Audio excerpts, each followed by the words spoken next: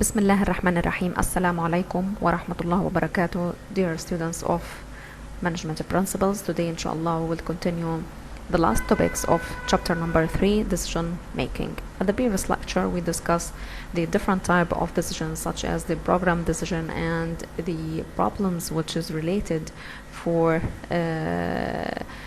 the program decisions, structured or unstructured problems. Also we discussing the main conditions of decision making, and today inshallah we will continue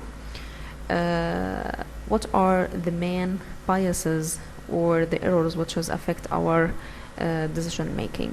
Okay, so heuristics. And what do we mean by the heuristics? Heuristics بمعنى استدلالي أو بمعنى يعني شيء يساعد على الكشف، أو هو سماها بالرول اوف ثامب. رول اوف ثامب بمعنى حساب تقريبي. okay. استدلالي أو حساب تقريبي بمعنى أنه أنا ما عندي اللي هي well defined information or full data to making the decision، فبالتالي أنا حاعتمد على أساليب أخرى لأنه في عندي حالة uncertainty، في عندي نوع من الغموض الambiguity. اوكي، فما عندي المعلومات الكاملة، فممكن في هذه الحالة انه انا اعتمد على شغلة بنسميها الحساب التقريبي او اللي هو trial and error، التجربة والخطأ. So what do you mean by heuristics or rules of thumb?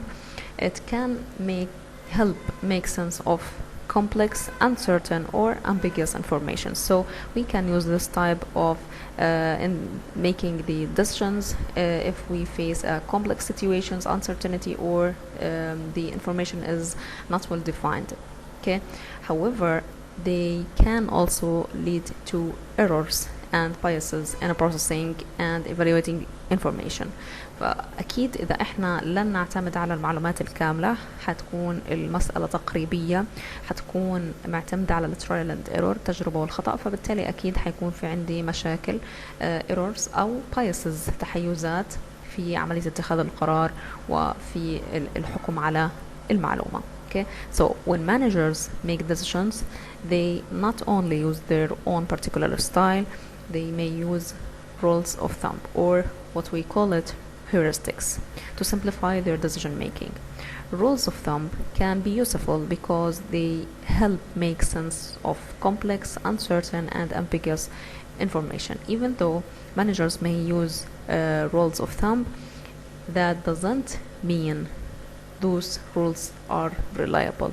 صحيح احنا هنستخدمها والمانجر هيستخدموها في حالة اللي هي التشابك والتعقد في البيئة، في حالة وجود حالة من عدم التأكد، في حالة وجود عدم معلومات كاملة أو كافية على اتخذ عليها القرار، ولكن هذا لا يعني أنه هذه الطريقة هي طريقة موثوقة وصحيحة. Why? Because they may lead to error and biases in processing and evaluating the information. Okay, so this is what we call it heuristics. Okay, what are the main decision-making biases أو common decision-making biases؟ في عندي أنا different type of decision-making biases هنتعرف عليها بالتفصيل: Overconfidence, immediate gratification, anchoring effect, selective perception, confirmation, framing bias, availability bias, representation bias, randomness bias, and sunk costs bias, and self-serving bias, and hindsight bias. So now in more detail we will cover all of those types of decision-making errors and biases. The first decision-making bias or error, it is a rules of thumb or simplified decision-making, which is based on past experience, and it can be called by a trial and error method. حكينا مسبقا heuristics or اللي هي trial and error أو بسموها ب rule of thumb. We are not relying on the well-defined information. في عندي حالة من uncertainty.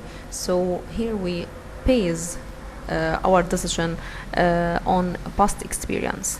كيف احنا هنعتمد في اتخاذنا للقرارات على ممكن يكون على الانتيوتيف، على الاكسبيرينس تبعتنا السابقه، ممكن تكون من معلومات تاريخيه سابقه. فبالتالي هنا انا بعتمد حاجه بسميها الترايل اند ايرور ميثود، التجربه والخطا.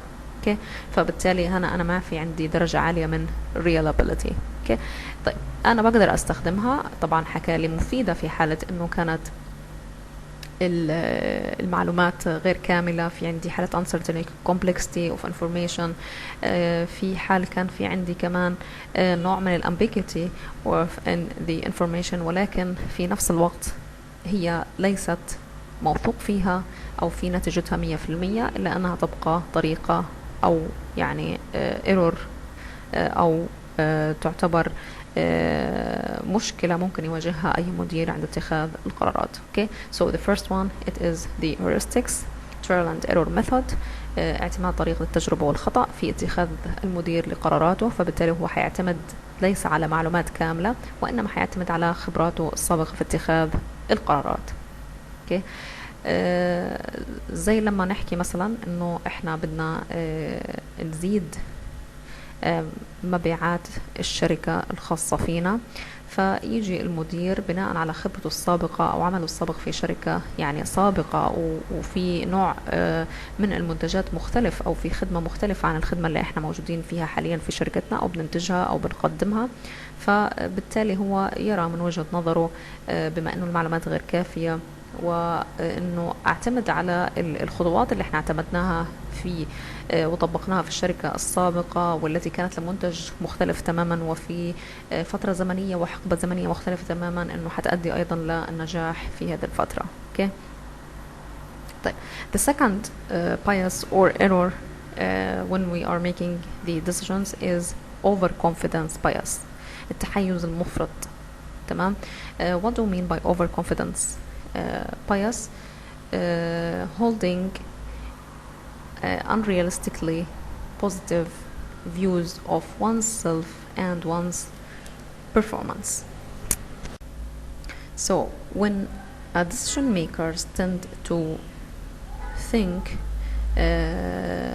they know more than they do, or hold unrealistically positive views of themselves and their performance, we call it overconfidence bias. إنه أنا أكون كمانجر أو كشخص عادي يعني واثق بإمكانياتي وبالأداء تبعي زيادة عن اللزوم. okay. يعني قد تكون يعني الإمكانيات تبعتي جيدة، ولكن يعني في عندي هنا نوع من unrealistically positive views about our self achievement or performance. okay. فهنا عندي نوع من التحيز المفرط سيؤدي إلى نوع من الإخفاق أو الفشل أو اتخاذ قرار طبعا غير صحيح وغير سليم، لأنه وكأنه الشخص يوضع في مشكلة حيتخذ يعني حيحط حل أو alternatives، فهو حيقول أنا 100% متأكد من أنه هذا الحل المناسب لهذه المشكلة، فواثق زيادة عن اللزوم بالبرفورمانس تبعه. فبالتالي ممكن تكون أحد المشاكل اللي بتواجهها المدراء في اتخاذ القرارات. The third bias is immediate gratification bias. Okay, what do we mean by immediate gratification bias؟ gratification بمعنى إشباع أو إرضاء، immediate اللي هي الفوري.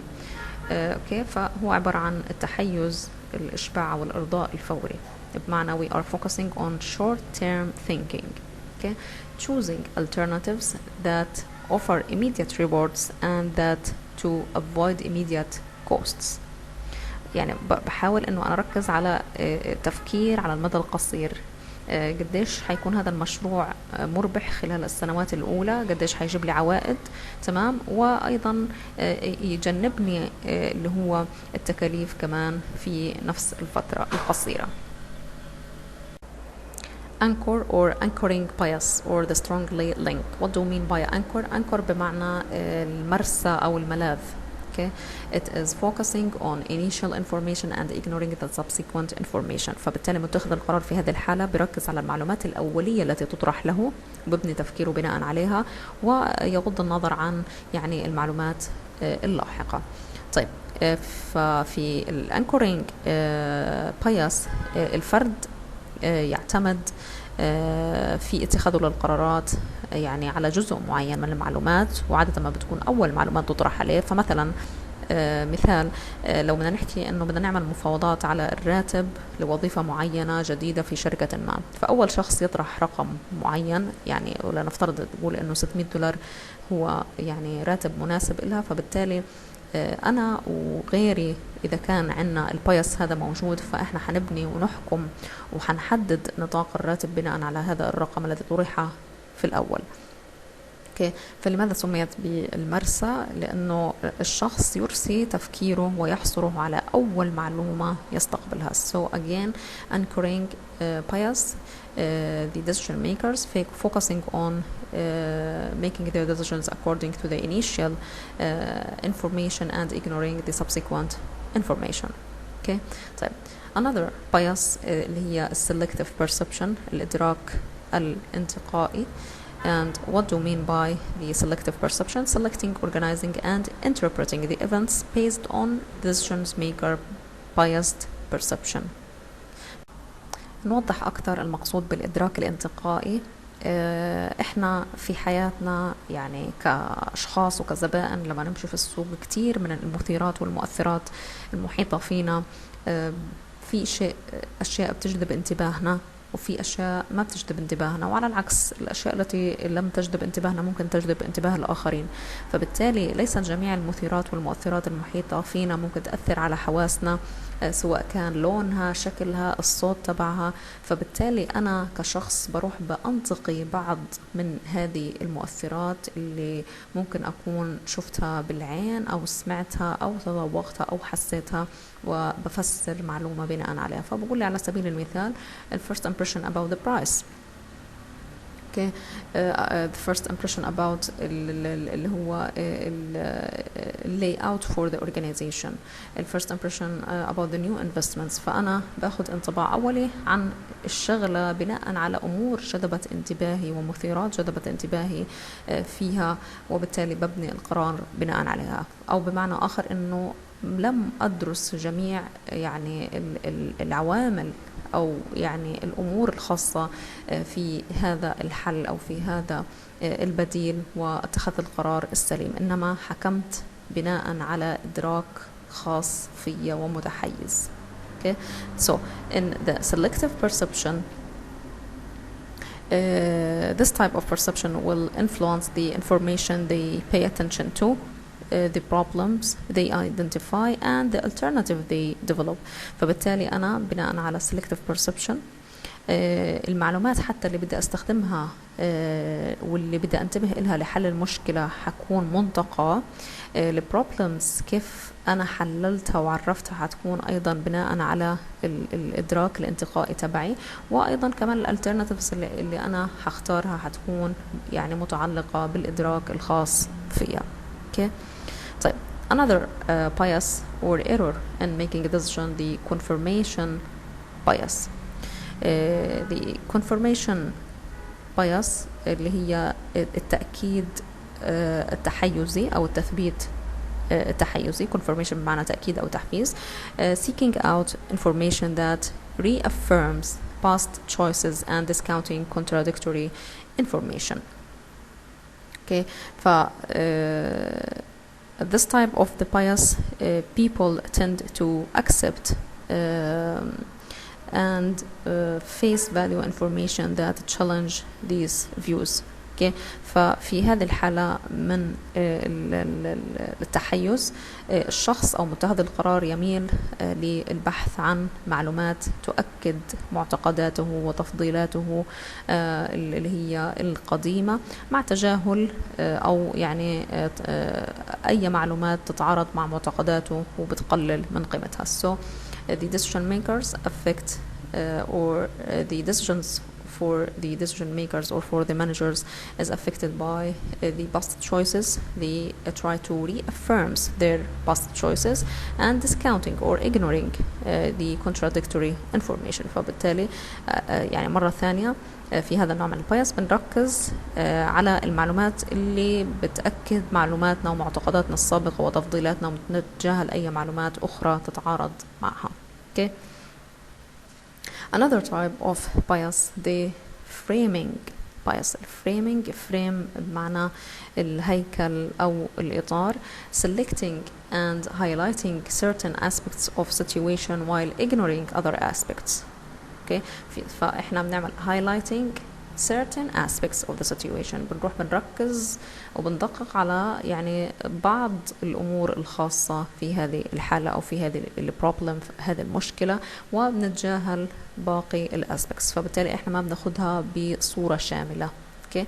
so for example focusing on revenue and ignoring other costs, ignoring other maintenance skills. أركز على جانب وأسيب الجوانب الأخرى اللي هي related for the problem. وهذا طبعا أكيد حيوقعني في خطأ كبير في اختيار الحل المناسب للمشكلة. تمام. another bias the availability bias. losing decision making objectivity by focusing on the most recent events. availability يعني اللي هو the most available information أو most recent events. إنه أركز على most recent events على available information. ولكن في هذه الحالة أنا ما بركز على المدى البعيد. okay. أنا بركز على الوقت الحالي. فهنا أكيد كمان حضع نفسي في موقف خطأ أو في تحيز خاطئ أو في حل المشكلة بطريقة خاطئة. okay.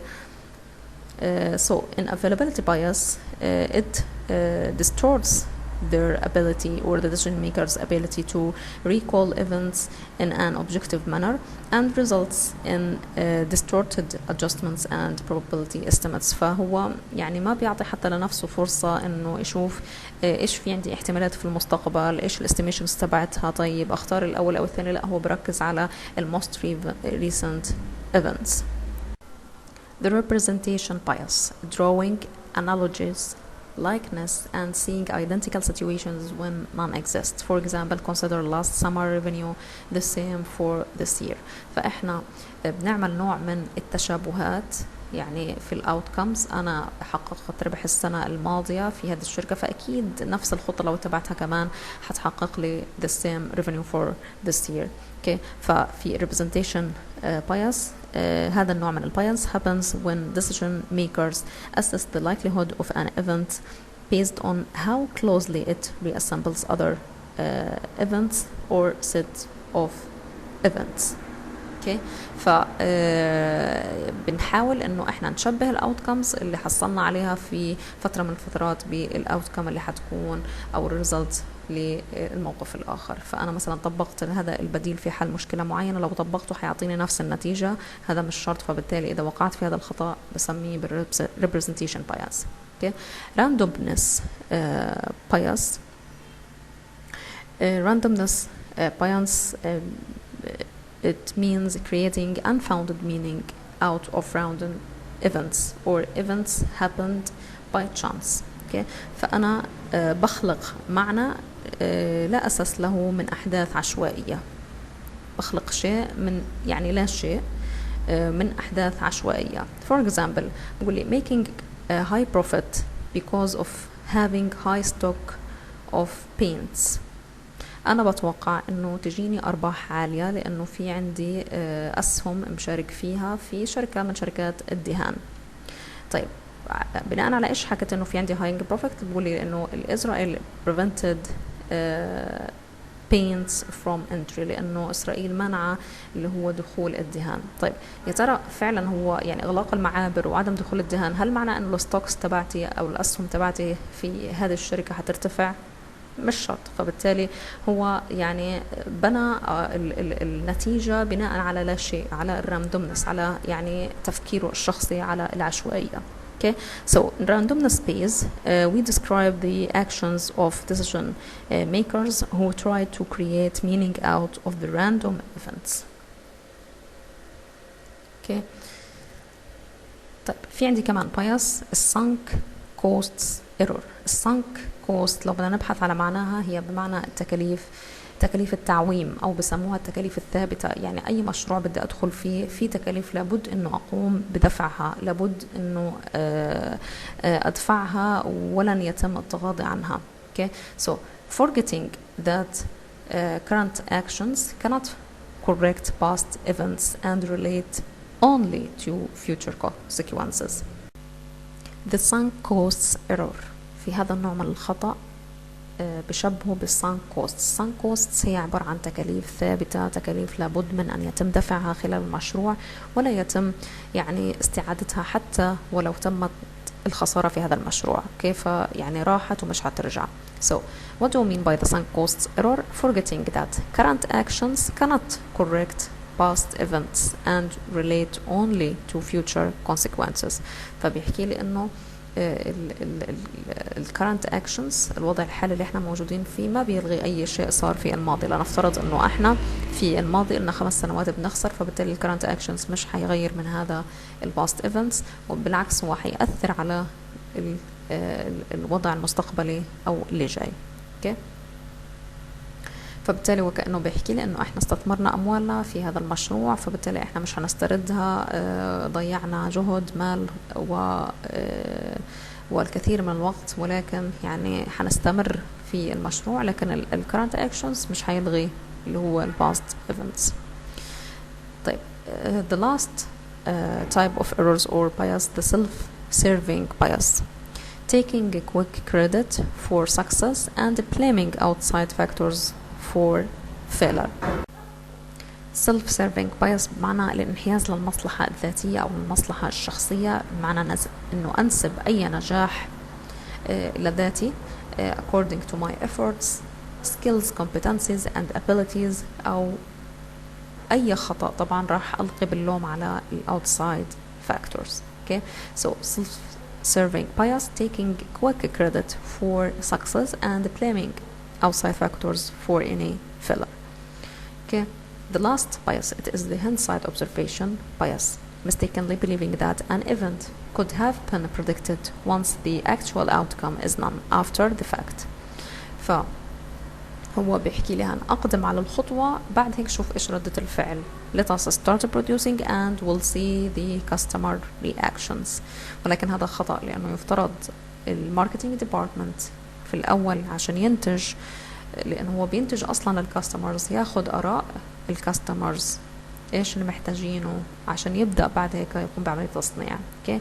فهذا أيضا أحد الأخطاء التي يقع بها المدراء عند القيام ب decision making. So this is all of the errors or the bias for making the decision. Okay? The next slide, it is an overview of managerial decision making. In this figure we provide an overview of managerial decision making because it is in their best interest. Managers want to make good decisions, that is, choose the best alternative, implement it, and determine whether it takes care of the problem, which is the reason the decision was needed in the first place. The decision-making process is affected by 4 main factors. أي decision makings للمانجرز تعتمد أو يعني بتتأثر ب4 عوامل رئيسية. The first one is the decision making approach، وحكينا عنها whether it is rational or bounded rationality or the intuition. And also the decision making process is affected by the type of the problem and decisions, whether it is a well-structured problem and using the program decision, or the unstructured problem and we use the non-programmed decisions. Okay, and also the decision making process, it is affected by the decision making conditions واللي تحدثنا عنها سابقا, whether this condition is certainty حالة تأكد أو الريسك بنعمل estimation and the probability or uncertainty, والuncertainty حتعتمد على limited information in making decisions, and also it is affected by the psychological factors for the persons or for the decision makers. The decision making errors and biases also, it is considered as a main factor which is affect the decision making process. واحنا حكينا على مجموعة يعني كبيرة من errors والbiases اللي which is affected the decision makers when they are making decisions. Also the decision makers style, one factor which is affected the decision making process, whether it is a linear thinking style or non-linear thinking style, وهذه حنتحدث عنها لاحقا في يعني نهاية هذا الفصل. okay. فبعد هيك كمل انه decision making process اللي هي بتتضمن choosing best alternatives. بعد هيك بنعمل implementing, evaluating, and again to the cycle. okay. طيب احنا حكينا عن main errors or biases for making a decision. So how we can make an effective decision. Okay, so there is a guideline or general guideline for making an effective decisions for any managers. So the first point is to understand the cultural differences among different organizations, among the different employees within the same organizations. okay. لأنه يعني إذا كانت هناك اختلافات ثقافية وأنا ما رعيتها وما أخذتها بعين الاعتبار ممكن تصلني المعلومة بشكل خاطئ وبالتالي أنا أبني عليها قرار بشكل خاطئ. okay. Also to create standards for good decision making, and it means you have to depend on a reliable and viable and available information for making your decision. Also to use an effective decision making process, and we need to know how we can use an effective decision making process later in the next slide, and also to develop your ability to think clearly. So in order to solve or discuss how we can use an effective decision making process by the following points.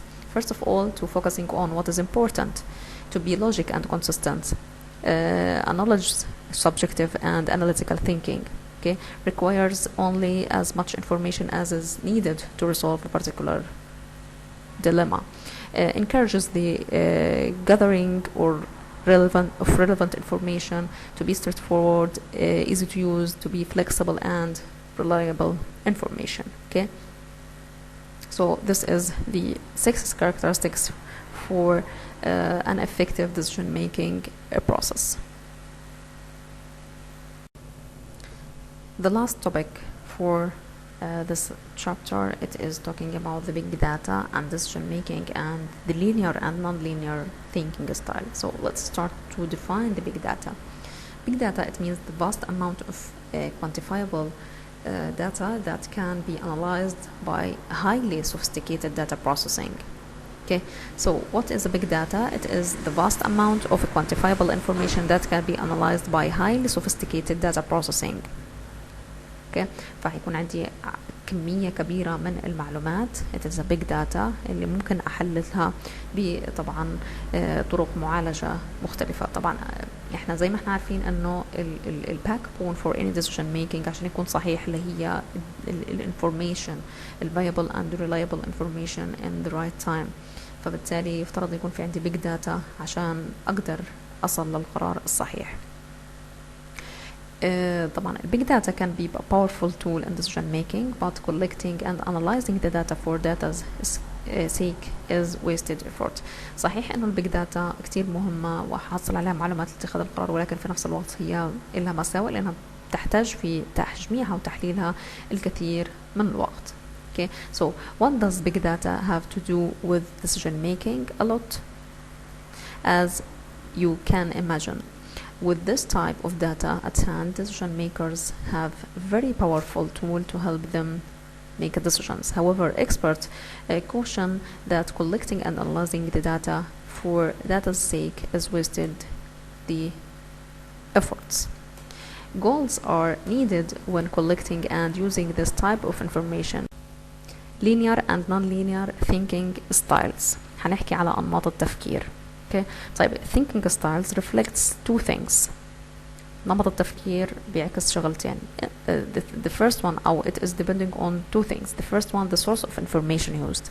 مصدر المعلومة اللي هستخدمها يا ترى هي external data أو internal data such as the intuition. هل هي معلومة من الخارج أو معلومة من داخل الإنسان من حدسه من خبراته الشخصية. The second thing, it is how he process this information. كيف بتعامل مع المعلومة؟ هل بيكون straightforward, linear, logic, بتعامل معها بطريقة rational, analytic or non-linear، أي بطريقة تكون بطريقة الحدس، التخمين، الإبداع، creative, intuitive and so on. Okay, ف how we can process the information إما بتكون بطريقة linear بمعنى أتعامل معها بطريقة منطقية straightforward, rational, analytical، or إنها تكون بطريقة non-linear بمعنى إنه أعتمد أكثر على intuitive and creativity or the past information or the experience.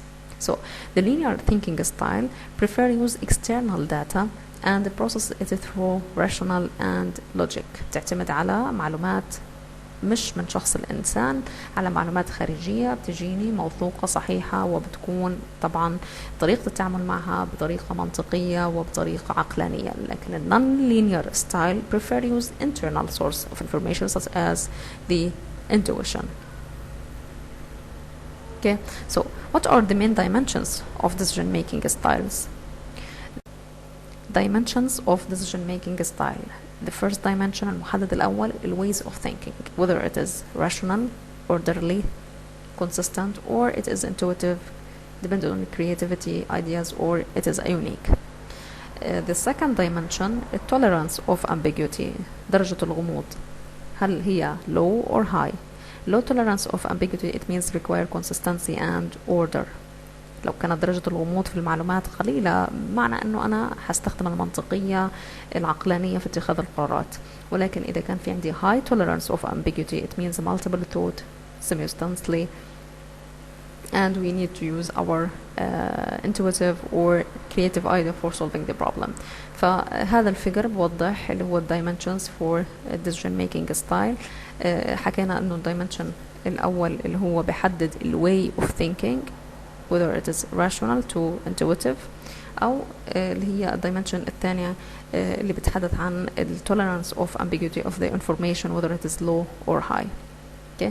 هلا لو كان في عندي تفكير طريقة تفكير rational and we have a low tolerance of ambiguity، حيكون في عندي يتكون الستايل الأول اللي هو directive style. okay. طيب أما لو كان عندي ال tolerance of ambiguity درجة الغموض كتير عالية plus إنه ال way of thinking كان rational، في هذه الحالة حيكون في عندي decision making style analytic تحليلي. okay. في حال كان عندي ال way of thinking intuitive ولكن ال tolerance of ambiguity منخفضة، حتكون في عندي اللي هو decision making style behavioral. okay. في حال كان عندي كل من tolerance of ambiguity وال way of thinking عالي، في عندي الستايل الأخير اللي هو ال conceptual decision making style. So let's start with the first type of decision making style اللي هو directive decision making style اللي احنا بنسميه بالأسلوب التوجيهي. okay. At this type or at this style, the decision makers determine the advantages and disadvantages of a specific event according to what he or she knows. So the people who use directive decision making, they are rational people. okay. فببدأ في هذا النوع من أو النمط هذا من أنماط اللي هو اتخاذ القرارات. الفرد بيعتمد على تحليل المعلومات الموجودة عنده أو الإيفنتس الموجودة عنده من ناحية اللي هي ما هي مزاياها ما هي عيوبها، وأيضا يعني بيعتمد بشكل كبير على المنطقية على العقلانية في اتخاذه للقرارات. وعادة المتخذين القرارات يعني في الحالة اللي هو directive decision makers أو الأسلوب التوجيهي لا يذهبون للآخرين لطلب المعلومات، بيعتمدوا على المعلومات الشخصية لهم الخاص يعني عفوا المعلومات الموجودة عندهم، لأنه القرارات نابعة يعني من داخلهم من مبرراتهم من المعلومات الخاصة فيهم أو الموجودة عندهم.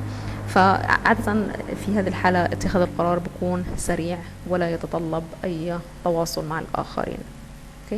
في directive من اسمه توجيهي، يعني المانجر بياخد القرار بنفسه بناء على المعلومات الموجودة عنده.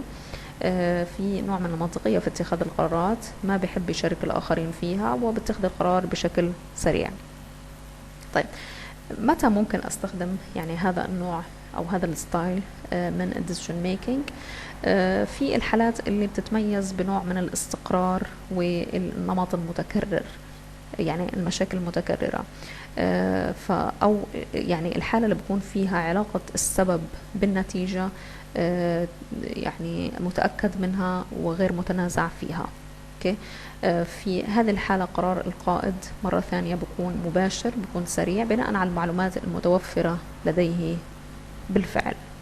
اوكي. طيب هذا بالنسبة للدايركتيف decision making style. They are using minimal information، بيعتمد على المعلومات قليلة، المعلومات الموجودة عنده، بيعتمد على making decision على الرولز، على البروسيجرز، and consider a few alternatives، لأنه احنا حكينا أنه ما بحب يستمع إلى الآخرين، لمعلومات الآخرين، بل بيعتمد على المعلومات الموجودة عنده، such as buying Chinese iPad. اوكي. فما ذهب ما حط alternatives كثيرة، لا أعطوه اختار يعني بشكل مباشر بناء على معلوماته انه التشاينيز ايباد كويسة، موفرة، تكلفتها منخفضة والى اخره. okay. The second type it is the analytical decision making style، اللي هو النمط التحليلي. في هذا النمط صانع القرار بدرسوا الكثير من المعلومات على عكس الدايركتيف، بحبوا أنه يطلعوا على كثير من المعلومات قبل أن يقوموا باتخاذ القرار. والقائد بيعتمد على الملاحظة المباشرة على البيانات، على الحقائق لدعم هذا القرار، لا يعتمد على يعني معلومات موجودة فعليا عنده. كما ويسعى صناع هذا النوع من القرار للحصول على معلومات، على نصائح من الآخرين، على عكس أيضا الدايركتيف ستايل. هذه الفئة من الناس اللي بتستخدم هذا الستايل بحبوا وجود الغموض، ممكن يتقبلوها، ممكن يتكيفوا معها بشكل يعني سريع، لكن هذا النوع بتاخذ الكثير من الوقت. يعني إذا كنت بتبع هذا الستايل حيكون بيتخذ كثير من الوقت لأخذ قرار أو حل مشكلة ما، لأنه بيعتمد على بحبوا ياخذوا معلومات، بحبوا يسمعوا للآخرين، بحللوها وبعد هيك بياخذوا القرار. طيب متى ممكن استخدم هذا الستايل؟ ممكن يكون مفيد في حال وجود احتمالية لأكثر من إجابة، في عندي أكثر من alternatives وأنا بدي أختار البست alternative، فبالتالي أنا محتاج إني أعمل analysis، فبالتالي عايزة more information from the يعني persons surrounding the environment or the manager، وبالتالي علاقة السبب بالنتيجة هنا بتكون قابلة للتحليل والاستكشاف. So the analytical decision makers make careful decisions in unique situations, more alternatives before coming to a conclusion. okay. فبالتالي أنا محتاجة الكثير من التحليل. Developing for example developing a program for purchasing and warehousing، حابين يعملوا برنامج للشراء والتخزين داخل المنظمة، فبالتالي في عندي أكثر من خيار، أكثر من برنامج، أكثر من كورس، ففي عندي more alternatives، فهو حيحب إنه يسمع للآخرين، ياخذ معلومات ويحللها، إيش المزايا والعيوب لكل واحدة، وبعد هيك يتخذ القرار المناسب بناء على الالترناتيفز اللي وضعت. okay. So again الدايركتيف طريقة التفكير rational، فيش فيها نوع من غموض المعلومات. أما بالنسبة للتحليل لا، في عندي غموض في المعلومات بشكل كبير، فبالتالي هو بحب أنه يطلع على عدد كبير من المعلومات قبل اتخاذ القرار، إلا أنه بضل قراره في نوع من المنطقية لأنه حيتبع اللي هي البروسيسز الخاصة بالديسيجن ميكينج. طيب في عندي كمان النوعين المتبقيين من الديسيجن ميكينج ستايل اللي هي الكونسبتشوال ديسيجن ميكينج ستايل، اللي هي النمط بنسميه المفاهيمي. الديسيجن ميكرز في هذا النوع من انواع اتخاذ القرارات بحبوا اللي هو الكرياتيف ثينكينج، بحبوا يكون في عندي نوع من الكوبريشنز، التعاون، عادة دايما بفكروا في المستقبل، في الامور كيف حتكون لقدام عند اتخاذهم القرارات. اوكي. ف متى ممكن استخدم هذا النوع من القرار؟ ممكن استخدمه يعني ل for solving the problems which is related to competitiveness and the competitors،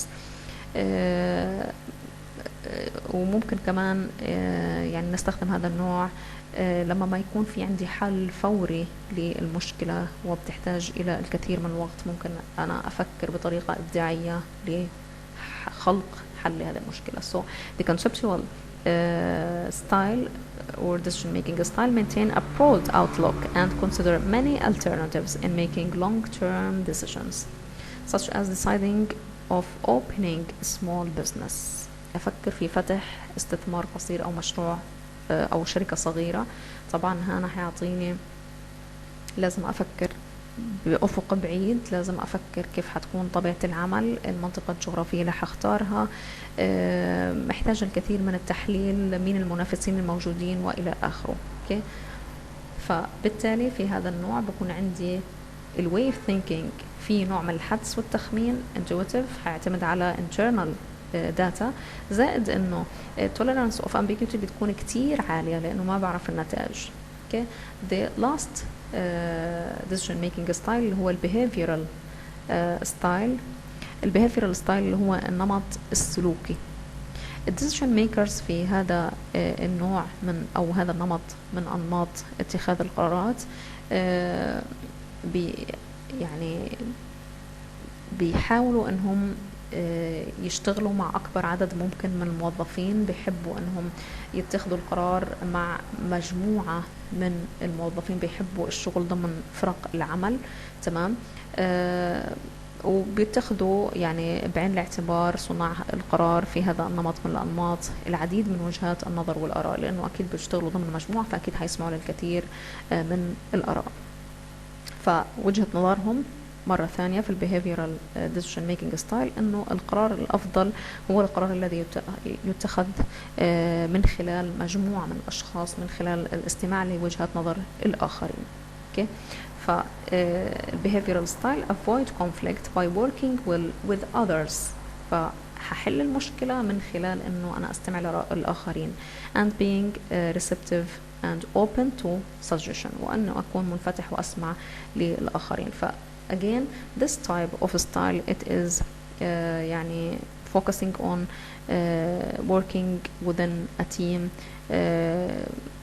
and it is look to others for advice.